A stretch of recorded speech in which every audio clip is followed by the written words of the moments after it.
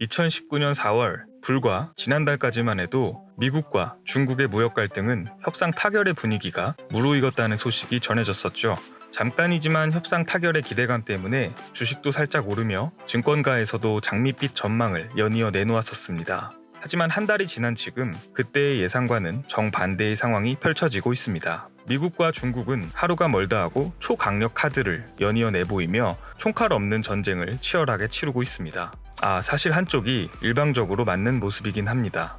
미국의 화웨이 제재, 안드로이드 공급 철회에 중국은 히토류와 미국채 매각설이라는 나름의 초강수로 대응하자 트럼프는 이제 동맹국들을 비롯한 전 세계 국가들에게 중국을 압박할 것을 요청하고 있습니다. 이제 미국뿐만 아니라 많은 국가들의 칼끝이 중국을 향하는 형국이 되어가고 있는데요. 트럼프의 요청에 응답한 독일, 영국, 일본이 중국 화웨이에 어떤 제재 조치를 하였고 트럼프는 한국에 어떠한 요청을 하였는지 한번 알아보았습니다. 구독과 좋아요, 알림 설정 부탁드립니다.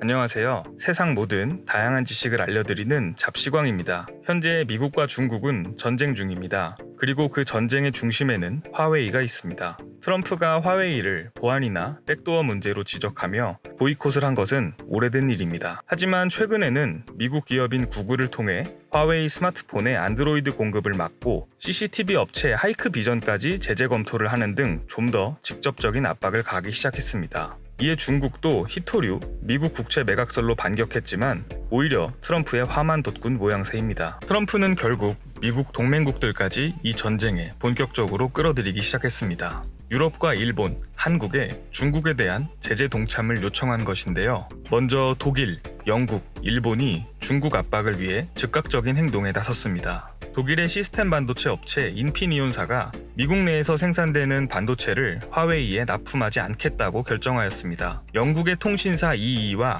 보다폰은 화웨이의 첫 5G 스마트폰인 메이트 20X 등에 대한 사전 판매를 중단했습니다. 또한 세계적인 반도체 설계 회사인 영국의 ARM도 화웨이와 모든 거래를 중지하라고 직원들에게 지시했습니다. ARM의 반도체 설계 디자인에 미국의 원천 기술이 반영돼 있는 만큼 화웨이와의 거래가 사업에 악영향을 미칠 수 있다는 이유로 이번 제재에 동참하겠다고 알려졌습니다. 하지만 이것은 발표된 표면적인 이유이고 실제 이유는 따로 있다고 하는데요. 뒤에서 자세히 다루도록 하겠습니다. 화웨이는 자체 칩과 모뎀을 확보하고 있지만 ARM 라이센스를 기반으로 설계된 제품이 많아서 ARM의 거래 중지 선언은 화웨이의 치명타가 될 전망입니다. 일본은 기다렸다는 듯이 가장 적극적으로 화웨이 제재에 나서고 있습니다.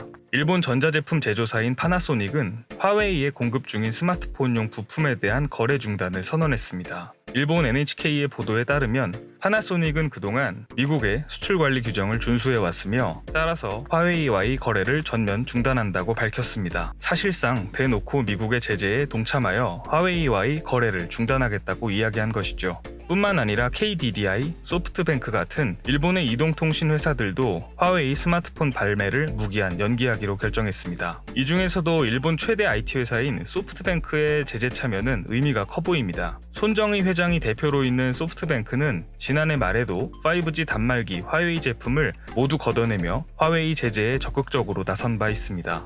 이번에 화웨이 스마트폰 출시 무기한 연기뿐만 아니라 앞서 영국 ARM사의 화웨이 거래 중단 발표도 손정희 회장의 입김이 작용했을 것이라는 분석이 지배적입니다. ARM사는 영국 회사이지만 2016년 손정희 회장이 매수하여 현재 소프트뱅크의 자회사로 등재되어 있기 때문입니다. 따라서 화웨이와 거래 중단이라는 실질적인 의사결정은 손정희 회장이 지휘했을 가능성이 높습니다. ARM 거래 중단 선언이 화웨이에 미치는 영향은 치명적입니다. 미국의 인텔, 퀄컴, 구글이 화웨이와의 거래 중단을 밝힌 상태에서 화웨이가 스마트폰을 생산할 방법은 자체 개발 프로세서 기린과 자체 개발 OS 훅멍을 탑재하는 방법뿐입니다. 문제는 자체 개발 프로세서 기린에 ARM 라이센스가 들어가 있다는 점입니다. ARM은 세계 최대 반도체 IP 회사입니다. 반도체 IP란 반도체를 생산할 수 있는 설계 자산을 뜻합니다. 따라서 ARM이 화웨이와 거래 중단을 선언하면 화웨이의 스마트폰 칩은 ARM사의 IP 라이센스를 활용하고 있기 때문에 자체적으로도 스마트폰 AP를 생산할 수 없게 된 것이죠.